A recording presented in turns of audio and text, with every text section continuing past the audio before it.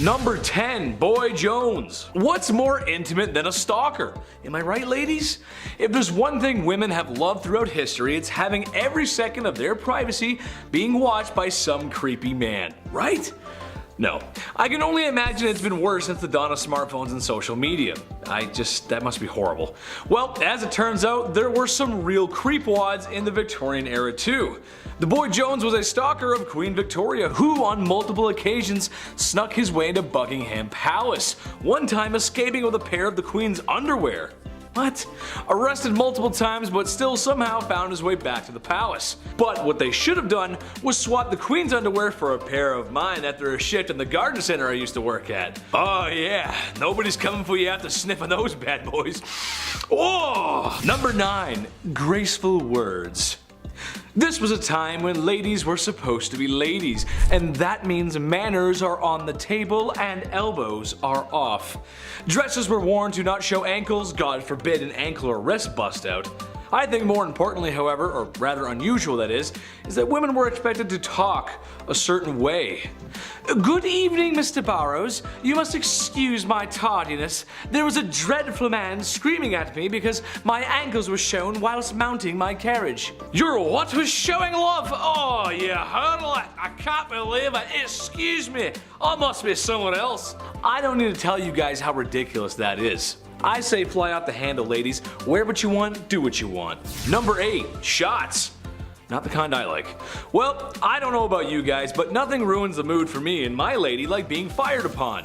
Yikes. I'd like to stay the night, kid, but the automatic gunfire coming from outside is starting to get to me.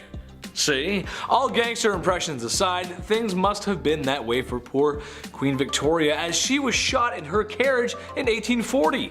A young man fired 2 shots at her carriage. More attacks would actually follow in the coming years. It's kind of hard to feel that certain kind of way after bullets go grazing past your pretty face.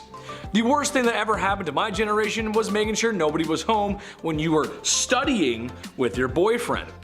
I was too busy playing Call of Duty, but at least I never got actually shot at. You know what I mean? That's just a good thing. Number 7. Expectations. Alright, this one goes out to all the married ladies in the audience. Hello, how are you?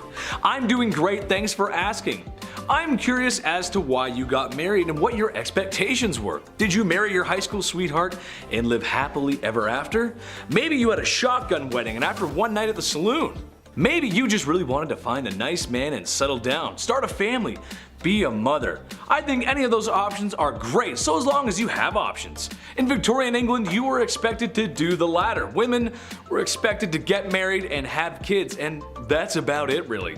My question is, why were ankles and wrists an issue but giving birth isn't?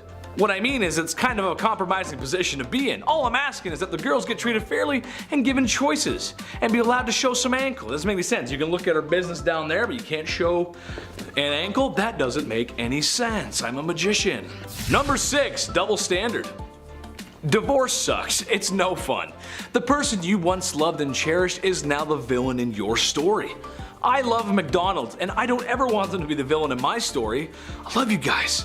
Gotta get those Happy Meals. Divorce is something that isn't new. Honestly, it was probably invented the second after marriage was. In Victorian times, men had the right to divorce their wife if they had committed adultery. Women could not. Well, if you refer to my last part, you know that men were doing more than a little window shopping when it came to women. When men left town for business, they would have hired the services of a woman who patrol the streets at night. No, I'm not talking about Batwoman either. So men can divorce women if they dare to do what they did on a regular basis. Yeah, that's totally fair. That's good. Equal. Absolutely. Yeah. At number 5, no divorce. Nowadays, divorce is quite common. All you have to do is sign a paper and you're done. But back in the Victorian era, before the Matrimonial Causes Act of 1857 allowed divorce, people had to find different ways of getting rid of their spouses. After all, just because there was no divorce doesn't mean that everyone was happy in their marriages. It turns out that in order to solve their problems and get rid of their spouse, people would just sell their wives, either in public or in private sales. Most of the time, a man would take his wife to the town square and just sell her off to a new man. According to some records, some women had the power to veto a sale, and sometimes it was for cash. Though I think the cheapest that a wife was ever sold for was a pint of beer. This wasn't necessarily bad for the woman because if she was sold to someone else, things could sometimes work out and she could live a better life with a better spouse. And if she didn't, then she would just get sold again and get to try her luck with a new man. At number 4, food additives. These days, people are becoming more and more concerned with artificial additives in their food. All natural, organic, pesticide, and hormone-free food is becoming more and more popular, but back in the Victorian era, people were putting all kinds of additives in their noms, and a lot of it was really, really bad for you. Like, we're talking deadly. Chalk and alum were often added to bread dough to make it whiter, and sometimes pipe clay, plaster of Paris, or sawdust was added to the mix as well. Red lead was sometimes added to cheese, lead was added to cider, mustard, wine, sugars, and candies. Copper sulfates were used in preserving fruits, jams, and wine. Mercury was used in candies, and even ice cream was made using a water and chalk mixture. All of these unsafe ingredients are actually what prompted the food safety industry, because no matter what's going on, you shouldn't be eating lead, chalk, and mercury. At number 3, corpse medicine. Now earlier I mentioned the whole grave robber industry and how that really took off during the Victorian era, but now let's talk about how they used corpses in their medicine. Back then, some people believed that consuming certain parts of the human body could cure their ailments. I know. Gross, right? One of the more popular medicines back then was a mixture made with human skull and chocolate, and it was believed to cure apoplexy. Back in the Victorian era, medical texts were published describing what parts of the human body could be used to treat specific ailments. One text described mixing the skull of a young woman with treacle to treat epilepsy. Another text says that you could treat paralysis with a candle made of human fat. Apparently, executioners were linked to this type of medicine as they would, execute someone and then use the remains to become a doctor and treat people's illnesses. Imagine Grey's Anatomy, but with Victorian medicine. Sounds like an interesting thing to watch, but also probably not to experience.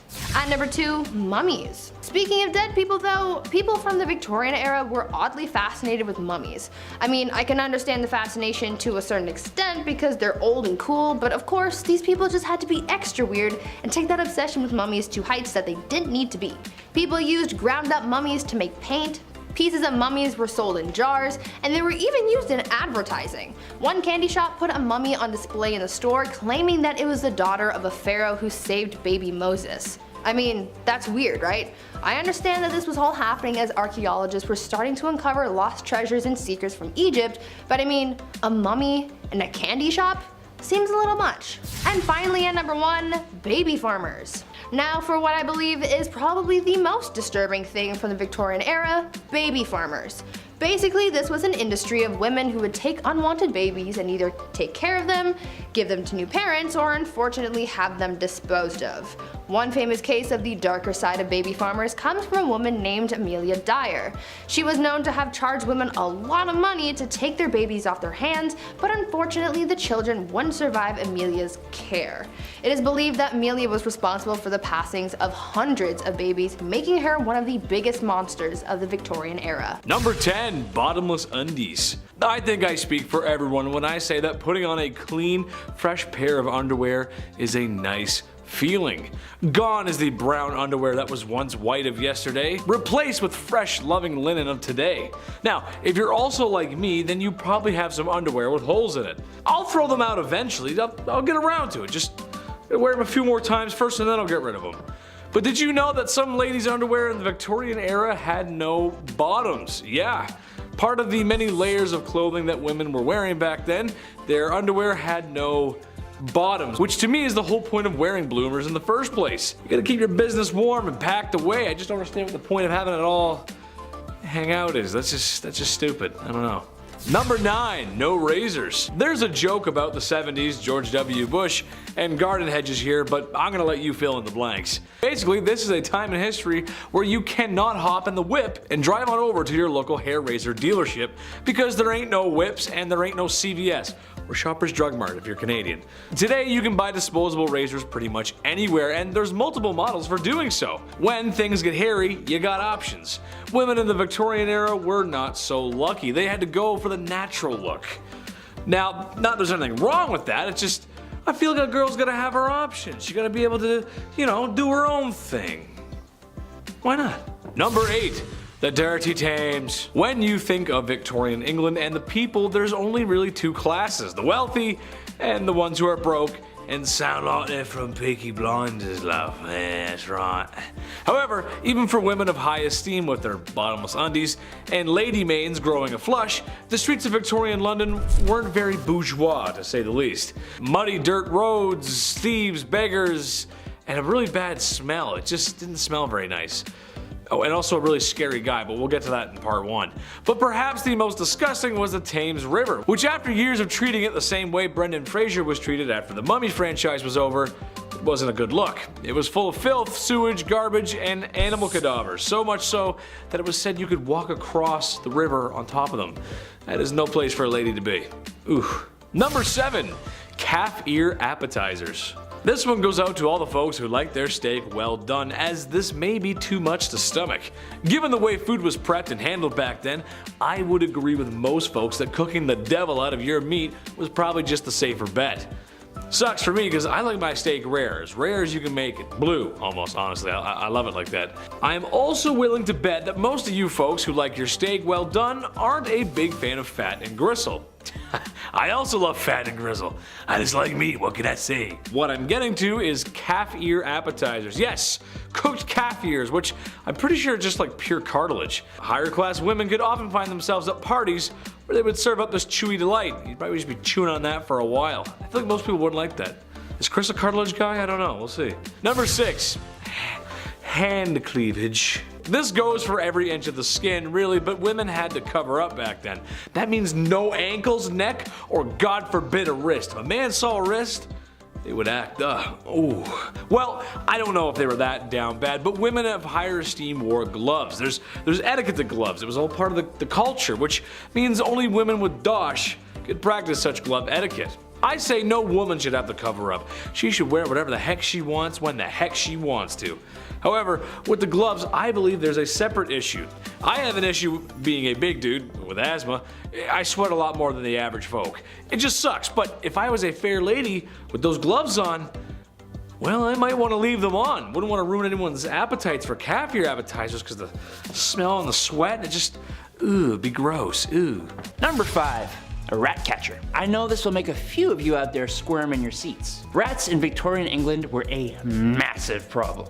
They were everywhere. Every nook and cranny of your house, from the basement to the pipes. There was even an account of them spilling over from royal parks. So of course, where there is a problem, there is a job. Rat catchers were pretty famous throughout the Victorian era and were highly praised in society, but the job wasn't too glamorous. You'd be going into the dark, dirty places where rats would make their homes and catching and often killing thousands of rats a year. Often rat catchers would use other animals like dogs and ferrets to help them hunt down the rats too. I don't know though, gonna be me. Number 4, an upright worker. Upright workers, otherwise known as chimney sweeps, actually started off being children as young as the age of 4. The smaller size of the little kiddos was perfect for fitting inside and climbing up and down chimneys. The little suckers would rub their elbows and knees up against the brick of the chimney so much that they would be scraped raw before callousing. Isn't that lovely? No, it's not. It's horrible. Some children were deliberately underfed to keep them small enough to do the job. Some of them would get permanent lung damage from the dust and smut and smoke from the chimney. Some kids even got stuck in the chimneys. Thank the Lord they eventually passed a law that would make it illegal for anyone under the age of 21 to be a chimney sweep. But even then, 'tis not a profession many would like to have. Number 3, matchstick makers. The idea of a lighter wasn't really a big thing in the Victorian era. They definitely existed, as the first one was invented in 1823, but it was not exactly a portable thing. So matches were your match. The first match was invented in 1805, but it sucked. The first friction activated match came about in 1826, and they were made with white phosphorus, which is extremely toxic. But they didn't have machines to make these matches. No, it was actually mainly done by teenage girls. And in the worst of conditions too. Forget protective gear.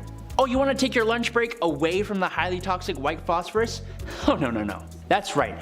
These girls would have to eat their lunch at their workstations, meaning they would end up ingesting the white phosphorus. Yes, my favorite seasoning. Number 2, Resurrectionists. Back in the day, medical schools who wished to study the human body only really had access to the bodies of criminals who had hit the end of the line. There actually weren't too many of these bodies around, which led to a good price for bodies that were in reasonably good condition, other than being deceased. This wasn't exactly the greatest idea, as now you've created an opportunity for people with no morals or empathy to go and dig up fresh graves, becoming resurrectionists. A cool name for an absolutely god-awful profession, if you could call it that. The problem was bad enough that people would actually guard the graves of their recently deceased loved ones. No one should have to do that. Number 1. Night Soil Man. Alright, if you need me, I'll be depositing my night soil over in the toilet. Poop. Night soil is poop. And the night soilman? Well, you see, before we had real sewer systems, the night soil you deposited at home would go into a lovely hole in the ground. As you can imagine, these would tend to fill up over time, and that's when you have your night soilman come in. Yes, his job was to clear out the poop deposits from houses and cart it away in the middle of the night so nobody in polite society would have to see it. But they were always in business, so that makes the job a little less crappy. Kicking off the list at number 10, smoky behind. When somebody tells you that you're just blowing smoke, it means that you're lying, okay? You've now been given exaggerated information of sorts. Well, back in the 18th century, they literally had to blow tobacco smoke at your behind. Yeah, weirdest work break ever, I'd say. So why did we perform magician enemas back in the day? What was the deal here? Well, tobacco smoke enemas were used to treat quite a few symptoms, or they thought so, including a common cold. These enemas came in these fancy kits with a fancy rubber tube. It was all fancy because it was an honest medical practice at the time. It was done by legit medical practitioners. This is the funniest part. The idea was that the tobacco smoke could warm up a soon-to-be deceased body. The nicotine would stimulate your adrenal glands, jolting you back into good health. The best health, might we say. And the way they would do it in the mid-1800s was by just blowing smoke and just waiting, seeing what happened. We're figuratively and literally blowing smoke. That's the origin of that saying. Fun fact there. Imagine doing that today. Like, I think I dislocated my shoulder. What do? He's like, one sec. Number 9, alarm clocks. While the medical world was one threat in Victorian times, apparently so was the technological side. Who knew? We obviously didn't have reliable alarm clocks back in the 1800s, obviously, but we did have jobs. So in order to get up on time, lamplighters or knockers would come by and tip you off. Yeah, they would just yell in your window and just alarm. That's how you'd wake up. A man would yell into your window and smack you with a stick. Legend has it, a young man named Sam Wardell, he got a little creative with his wake-up calls. He needed more than a lamplighter at 5 a.m., so he would Tony Stark this alarm clock gadget. He would use wires, a bunch of stones, all that unsafe stuff. Then at a certain time, stones would fall to the ground, of course waking him up, and presumably everyone else in the building. That would be alarming. Well, Christmas Eve 1885, tragedy unfolded. A few friends had come over for a holiday visit, so Sam had to move some furniture around, rightfully so, to make room for, windmills and breakdancing, whatever they did in Victorian Christmas times. The next morning, he forgot to put things back in the small apartment, and the obvious happened. The rocks then fell on him while he was asleep. Yeah, that probably doesn't feel too good. I thought iPhone alarms were jarring. I take back everything I've ever said. Number 8, relaxative.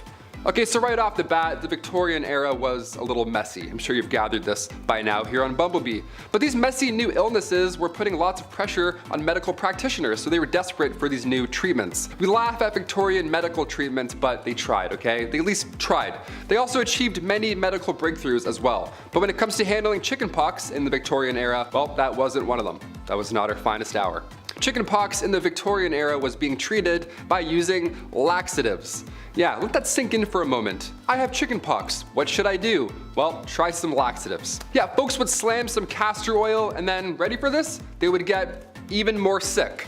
Who would have thought? You thought you were uncomfortable before castor oil. Yeah, chug that, and then now you're even weaker. Now you're dead. Number 7, backed up. Let's say it's the Victorian era and let's say you're constipated, right? It happens, Well, bad ideas will most likely follow, if you didn't already guess that. According to Merck's 1899 medical manual, small amounts of strychnine were prescribed to those who were constipated. Yeah, the strychnos nux vomica was thought to better the gastric functions. Even a small amount of this stuff would attack your respiratory system. You'd contract, you convulse, it's horrible. It would be a painful way to go out. It's much, much worse than being constipated. Any day. I would much rather be constipated than any type of strychnine. Are you kidding me? Number 6, leeches. I grew up with hearing problems. I've been around the block with earaches, ear infections, I had ear tubes numerous times, all that jazz. So I feel really bad for the folks in this next one, okay? I hear you. Pun intended. In the Victorian era, medical practitioners would say to use leeches for your ear infections. That's the #1 trick they don't want you to know. There it is. Once they're attached to you, the idea was that they can numb pain while at the same time providing proteins and peptides to its host. So on paper, again, the idea made sense. But the science didn't quite follow, did it? It wasn't entirely hopeless though. Recently in 2004, the FDA reintroduced leeches to the medical world, because their bite can break up blood clots and induce blood flow. So it's not entirely hopeless. We talked about leech collectors on this channel before, so of course we have to talk about more of the science that they were hoping to achieve with it, right? Also, I worked at a retirement home when I was 16. I thought that job sucked. Imagine being a leech collector? No way. Number 5, emo girl. All the forever alone people, raise your hand. Let me hear you roar XD. I like to joke around a lot and say I'm a lawyer, a firefighter, and the cutest guy on the whole wide internet. But if there's one thing I know, it's people. I like people. I love them. I spend a lot of time with them, and after hearing this, I've come to the conclusion that this is where the emo girls come from. I figured it all out. It's down to a science. I'm a scientist now. Do you ever get that feeling in your tummy on Valentine's Day because you know it's going to be another one alone? And you'll be forced to be on your own, and that means sad music and crying in your room. Same, it's Drake's Marvin room for me. Well, single women in Victorian times had similar issues. Since women were expected to marry and have kids, single women who were also forever alone were pitied by society, which I argue is just way worse. No one wants to be pitied. Ugh. Number 4, gold diggers. She take my money when I'm in need. She driving. Okay, anyway, back to the actual content. Well, not exactly. While today in a place like sunny California, you might see an older man with a woman who's half his age. Maybe he's driving a nice car, or she's got on the very best and latest from Louis Vuitton. Stylish, yeah. Most of us think some thoughts about what we might think is going on there. We can kind of be judgmental sometimes when we see things like that. However, looking through a lens of 2022 to Victorian times might make the women of Victorian times appear to be gold diggers, but in reality, it was because all of their financials were tied to their husbands, legally too. Which, if you can imagine, that system didn't work too well. What if your husband is broke? What if your husband is running amok with sultry lasses on the street corners? Like I said before, no divorce, but even if she could leave him easily, supporting herself afterwards was going to be an issue, especially financially. Number 3, birth factory. Just pump them out. The faster the better. Quantity over quality. Just get them out. The use of birth control, as you can tell, was not a common practice. Anyone who's over the age of 25, ask your grandparents how many brothers and sisters they have. I'm willing to bet it's in the 6 to 8 range. Let me know in the comments below, I'm curious. A trend that would continue for a few decades after. Education is important, and I'll get to that in my next part. Women were simply expected to act this way. Maybe it was the sign of the times since the Industrial Revolution was in full swing. Maybe the factories needed workers, I don't know. Which, in case you didn't know, they used children as employees. Maybe not so nice. Unfortunately, that was when there was an issue, and there were many. They had no HR to go to, and that was the least of their worries, really. Number 2, no school for you.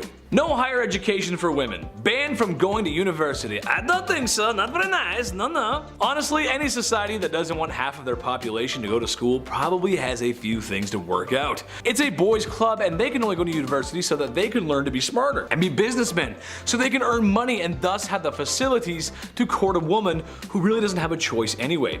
Women had jobs, not careers. And they were all the jobs that you can think of. The ones that were too feminine for men, as women were too feeble to participate in a men's job, which is just the most ridiculous thing I've ever heard. I'm happy to say that in 2022, we showed them wrong. Chetty loves everyone. Just remember that, I love everybody. You go, girls. Number 1, strict rules. Okay, so after a night in the bed sheets with the gal that you love, or maybe the one that you found, there's a good chance that 9 months later, a smaller version of you two could be walking around. A byproduct of intimacy, if you will. This was always something I wanted to rant about, but I always found it strange how strict parents and teachers from this time were with their kids.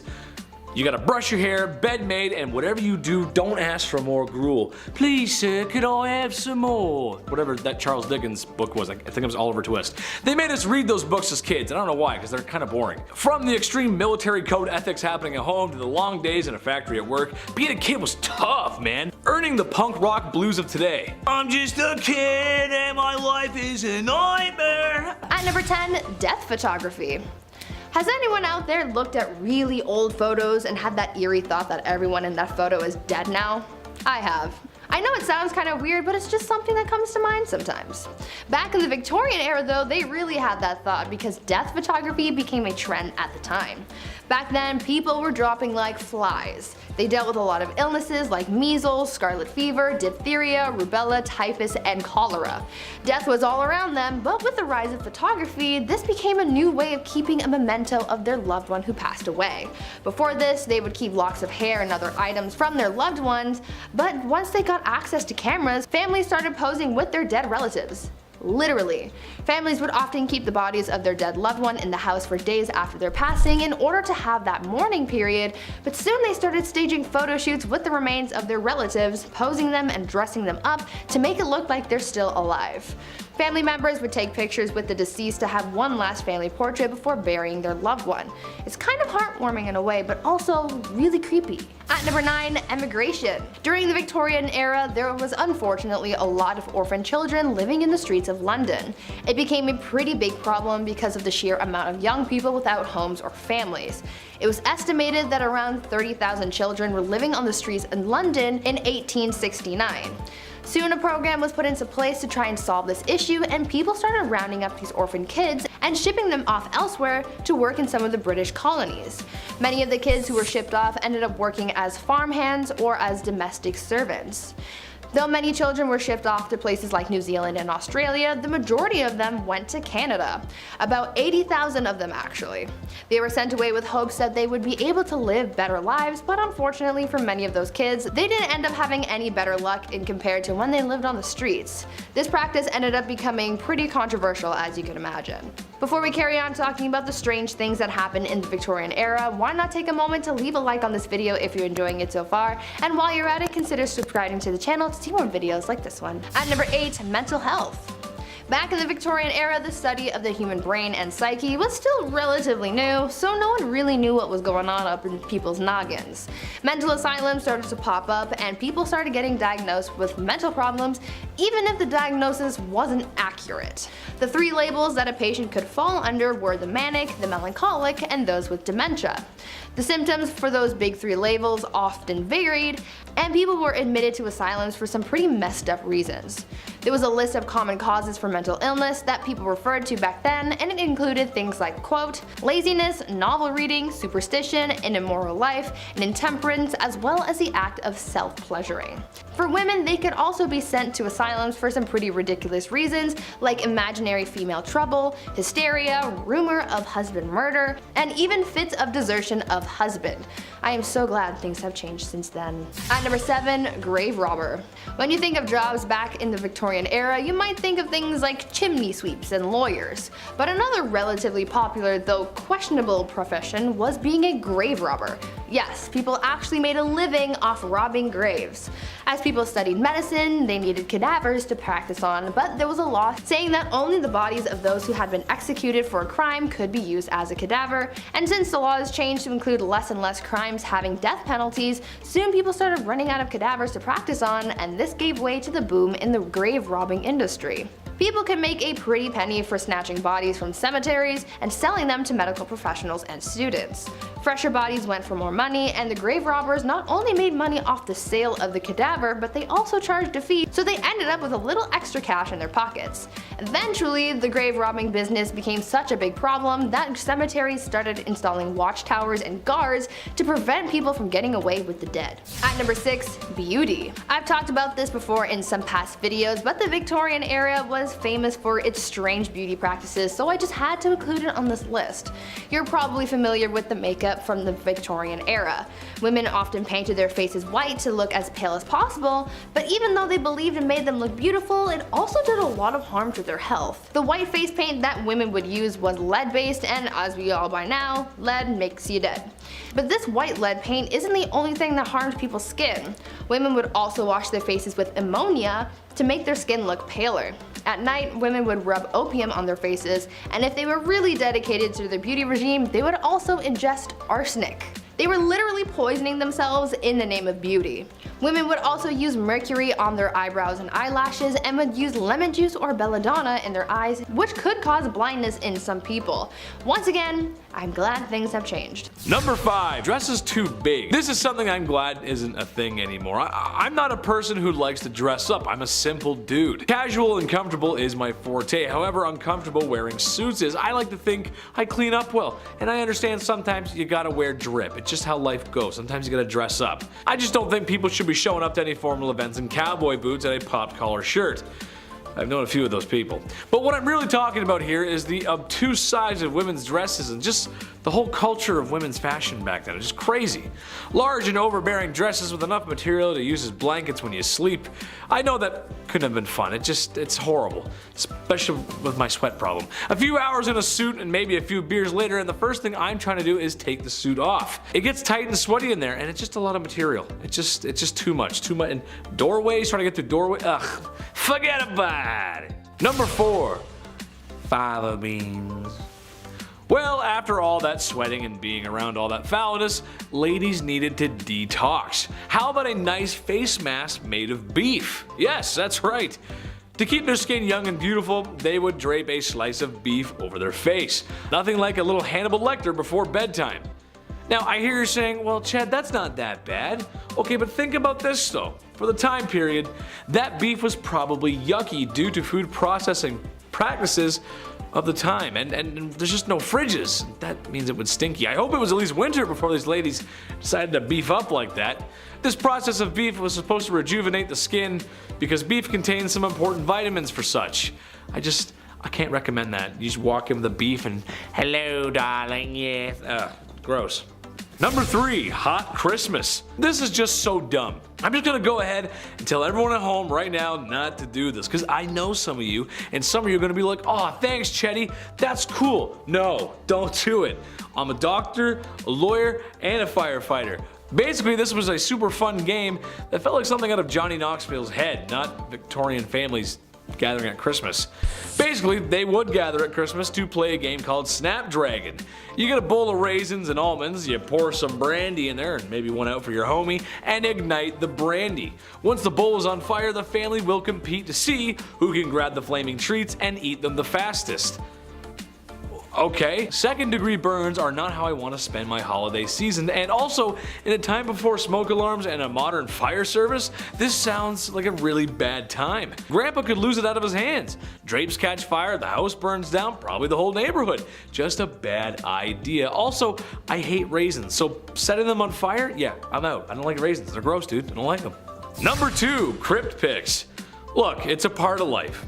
It happens. You live, you love, and depending on how much your wife likes interior design, you probably have a sign hanging up like that in your home somewhere that says something like that. You know what I'm talking about. And after spending all that time in HomeSense, it's all over. Fade to black, cease to exist, the forever box. There's a whole process and respect in the undertaking business.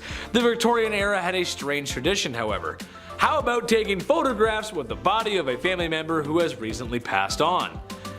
Yeah, that's right, I know. I couldn't believe it, really. People would sit there for minutes taking photos of those who are no longer with us because the process of taking photos was not great. This isn't the digital age, after all. This is something that the crypt keeper would make you do. Keep them in the album or something. Just not for your everyday family, man. That's just weird. Yes, so now we're going to take photos. Like, that's just weird, you know? It's just weird. It's weird. Number 1, Jack the Ripper. Listen, the women of Victorian London feared this guy, and how can you blame them? A terror that seemed to come from nowhere and could strike from anywhere. Humans unaliving other humans is nothing new, and it probably won't be old. It won't get old soon. This is what we do. It's kind of our thing. But this was the first modern serial unaliver. Jack the Ripper's identity has never been found. It's only been speculated, and some studies suggest that it has been revealed, but it's really hard to pinpoint something that happened that long ago. He was nasty and the crimes were awful. The photographs of the crime scene do not exactly follow today's media rules or decency, as it's really just horrible and it's just really messy and bloody and just gross. It's kind of hard to talk about this era without Jack the Ripper. Women should feel safe at night no matter what era it is. That's right, ladies, I'm on your side. Number 10, train engine cleaner. Ever wanted to get inside a small hole in the engine of a train and shovel out the coal that was left in there? Ever wanted to go underneath a train where you can't fully stand up in the middle of the night and rake out a dusty ash pan, getting all kinds of ash and stuff in your mouth? Perfect! You can go join up with the railroad as a train engine cleaner. These guys would spend their days shoveling 5 to 6 tons of coal into the furnace of the steam trains, and then spend their nights climbing into said furnace, cleaning it out, and then going out in the middle of the freezing cold, wet night into a trench covered in water and oil and dust, and get right up under that sucker and pull out all the ashes and dust and crap that came out of the engine while it had been running all day. Number 9. Linker boy or linker men. Before the introduction of gas lights on the streets of London, the only gaslighting came in the form of small children who made you believe that you wouldn't be able to walk the streets without them tagging along with a torch to help guide your way. Then they'd expect a tip from you. Little rascals. They weren't so bad. They were generally pretty helpful in getting you from point A to point B while being able to see one foot in front of the other. And their charge was usually just 1 farthing, or the equivalent of a quarter. The linker boy, like a lot of the jobs on this list, was actually featured in a lot of art and literature from the time, and there were even some rather infamous ones, like Lawrence Casey, who was the personal linker boy for the courtesan Betty Careless. Oi! Where you going, mate? You forgot to like and subscribe to the channel. Oh, and while I've got your attention, why not take a little peek over at our Facebook, where you'll find behind the scenes content. Get on with it! Alright, bloody hell. Number 8, knock her up. No, not like that. God. Look. I despise my alarm clock. It wakes me out of my deeply deserved beauty sleep at 6 a.m. every weekday morning. Now take the alarm clock and assign that job to a real person. That person is a knocker-up, a person employed to wake up workers at mills and factories on early shifts, going from house to house using a long pole to knock on bedroom windows. In other words, a person employed to become the epitome of all my hatred in this world.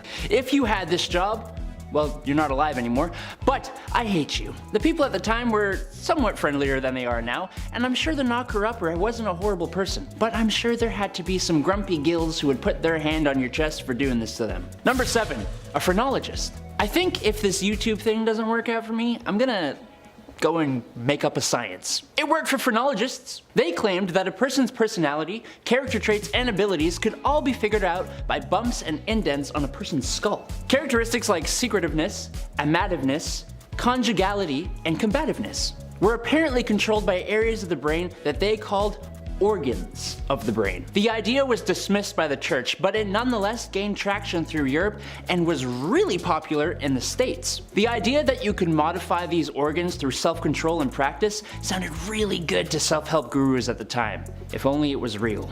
Number 6, a dog whipper. Looking for someone who absolutely despises dogs and doesn't mind being despised by the rest of us.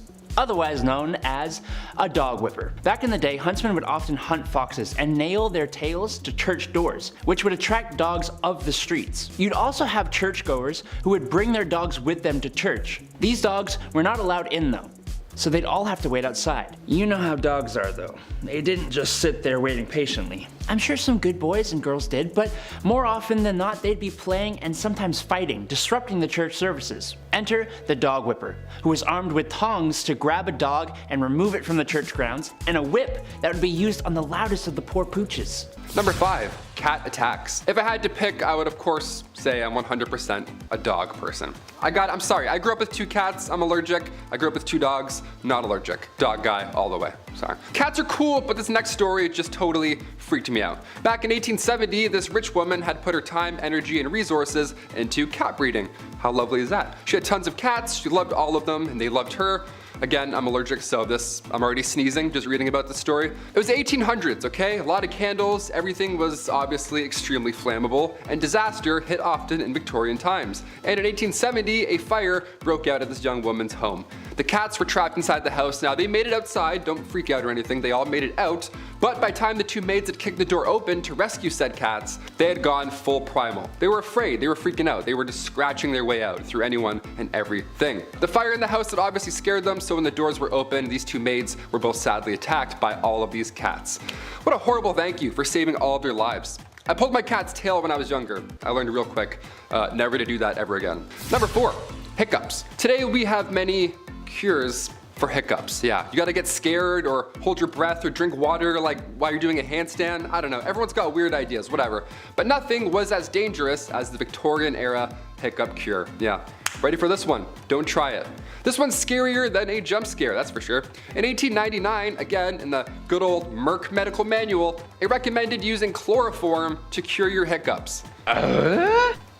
Yeah, just completely damage your entire nervous system and poison your kidneys, for sure. To get rid of hiccups, that's way better. This 19th century anesthetic was not a solution. Never try this. Continue scaring your family and friends. That's definitely the way we handle hiccups now. Number 3, tapeworms. Back in the Victorian times, they really figured out the trick to weight loss. Yeah, was it watching what you eat, maybe counting your steps, maybe getting a gym membership, something like that? Nope, and no way. No, it was way easier than all those things combined. Can you believe that? And you didn't even have to pull back on how much you were consuming. Doesn't this sound fascinating? What is this? Well, all you needed was a handy tapeworm. Yep, I don't have one. I don't know why I pointed. That'd be gross if I had one. Yeah, tapeworm. You know those things that can kill you today if you get one? See, the plan was if you eat a tapeworm egg, okay, it will later hatch in your stomach, and at that point you could just eat anything you wanted. Because every time you ate, the tapeworm would also eat, so you could get your snack on while still rocking those Victorian skinny jeans, right? Tapeworm cyst pills, or go for a jog. Your call. Number 2, Victoria's reign. Queen Victoria's reign started in 1837 and it lasted until the Queen's death later on in 1901. At just age 18, Alexandrina Victoria had to rise up to the throne. She was born, of course, on May 24th, 1819. Queen Victoria was 5th in line when she was born, so right off the bat, it was actually highly unlikely that she would ever get the crown. Then one by one, out of nowhere, all of her family members began passing away suddenly. In 4 years, 3 of Victoria's cousins passed away, and then her father and grandfather both died a week apart from each other. So by the time 1830 rolled around, Victoria was only 11 years old, and already she was next in line for the throne. That's how fast it happens. So as if that wasn't already stressful enough, Victoria was brought up under the Kensington system, which if you haven't heard of before, it's pretty awful. Victoria's mother, Duchess Victoria of Kent, she created this Kensington system to control her daughter. She literally isolated the child from mates or family members, anything fun or social, you name it. Her mother did this to keep her pure, of course, to keep her the most pure lady.